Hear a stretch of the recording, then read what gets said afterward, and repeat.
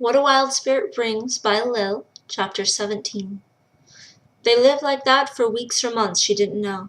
But when she finally snapped out of it, it was because her little boy became ill. He just started having a runny nose one day. The next he was coughing too and running a fever. She tried to keep him warm, but he would shiver and shiver. She tried to comfort him, but he was in so much distress he would cry and cry. She knew who could heal him. She knew they would kill her and maybe him. She knew she had to try anyway. Something in Lil loved him more than she hated them. She carried him on her back and ran from town to town, searching vainly for a Haldani. Always the same answer. Why would a Haldani come out here? Finally, after days of searching, and him not eating or waking, his face pasty and dark circles deep beneath his eyes, she laid him down tenderly, and then lay down next to him. Holding him in her arms, she forced herself to sleep. Tears ran down her face as she sought the wilder. The cord of hedges came up around her, and she jumped into the sky and flew with all she was southwest to the college. Once over it, she flew past the training yards to Mitten Haldani's room and found it empty. It was night. Why was she not there? Had she gone back to Andrus? Lil woke up and grabbed him up and ran north, hope springing to life in her. They had wandered north. She hadn't really thought of anything of it before. They were not far from Andrus. The capital, Andari, was near the southern border. She just had to go north to the wide river, then follow it east to the Gate of Bridges. She almost danced when she came to the wide river before the day was even ended. She immediately started east instead of making camp, getting in a few more hours of travel. He was still alive. She had to get him to Mitten. She wasn't much of a healer, but she would have compassion on him. She would save him. She just had to.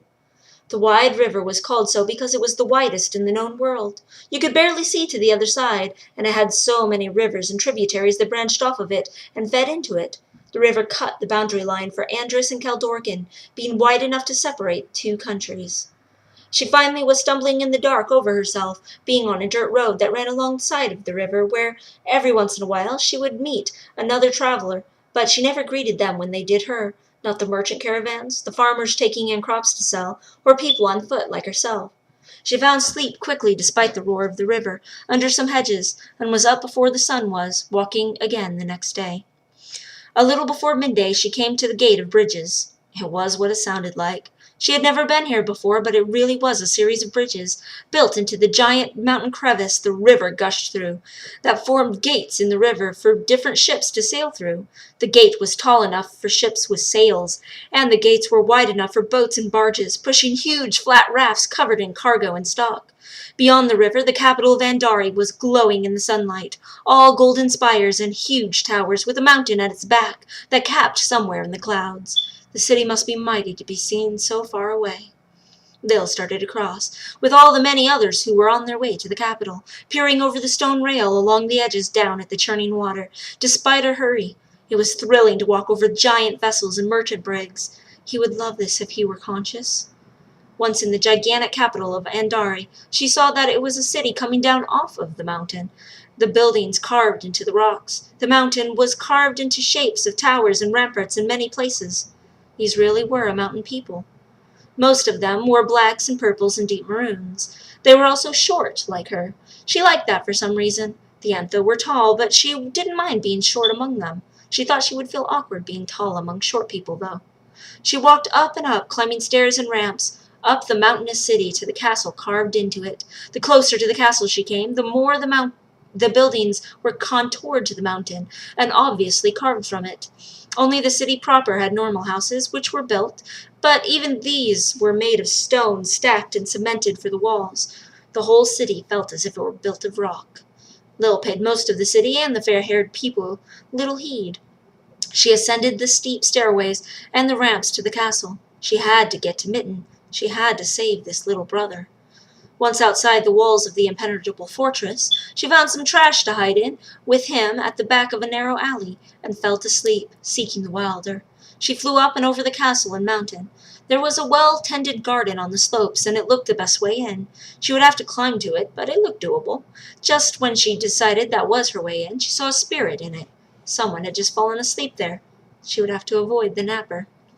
She flew back to the hedge and woke up to hear some vagabond rumbling through the trash. She waited till his back was turned and then dove out with her little boy. She didn't look back when he started shouting that this was his alley and it was his house and she had better keep out of it. She found her ascent up at the base of the ramp leading from the main gates into the castle. She followed the thin ledge around the curve of the mountain to her climbing side, just a little out of sight from the grand entry at the guards. She grabbed each hold tightly, pushing up with her legs and reaching for the next handhold. Thankfully, she had already guessed which ones to go for from her time scouting in the wilder. It took a little while, but she made it up, though her hands were cut up somewhat and blistered. She pulled herself over the edge onto the grass with her strong legs. She slipped over the metal rail and searched the grass and flower beds for the napper. No one was in sight. The garden was filled with flowers of every color, carefully weeded and growing, all in brilliance, not a withered one. The garden was a giant circle, and central in it, surrounded by blocks of grass, was a huge tree, but planted at its base were more flowers, lovely in rainbow and variety. Lil had no time for enjoying the view. She had a brother to save. She saw her doorway in and walked quietly toward it. "Why are you not returning to the dunes with the rest of your kind, Entha?" The voice was commanding and stately. Lil didn't even have to guess. She almost started laughing because it was so ironic. "Hello, cousin." There was silence for a while. "Turn and face me, child." Lil did. Her cousin was up in the tree. Like, maybe they really were related. Why hadn't she thought to look in a tree? The woman was every ounce of regal and beautiful her role required. Her hair was held back in flowing locks only by her golden crown, and her face was wise and stately. She was very like the power. Presence intimidated, and yet the queen was very different. The queen was family, and for that Lil hoped she would find grace. It was hard to look up at her, though. Did the queen have to look so much like Ties? "I was told you had decided not to come." "I changed my mind. Please, cousin, where is Mitten Haldani? The boy on my back is dying." Her cousin just studied her for a little longer, as if Lil had not just told her someone was dying. "She has not arrived yet. She should be here in a few days." "Who is he?" "Just a boy I adopted as a brother," Lil said absently while trying to hold down panic. Mitten wasn't here yet. "Gimp Haldani is here, as a temporary aid as I make new treaties with Kaldorkin's new king. She is red, but we could see what she might do for him." "Oh, I know her!" "Oh? Yes, she's the second Haldani I ever met." Queen Mornay rang a little bell, and the door Lil had been about to try to enter opened to reveal guards and servants. Light. It is a good thing she hadn't used it. "Please request Gimp Haldani to come to the garden." A servant ran off, and guards eyed Lil dangerously. She eyed them back. "What is your real name, child?" "Only my friends know, cousin." "Are you my friend?" It was a loaded question, and the queen knew it. She smiled dangerously, knowingly. She lightly glided down from the tree with a grace Lil was amazed by, then turned and held out her smooth hand. An attractive servant came running with a golden platter, holding a shining golden goblet, not spilling a drop of the red wine. Taking it and sipping, the queen acted as if the servants weren't even there. She just watched her newly discovered cousin. Lil wished Gimp would hurry up. Mornay looked like she were wondering what Lil would look like skewered and roasted alive.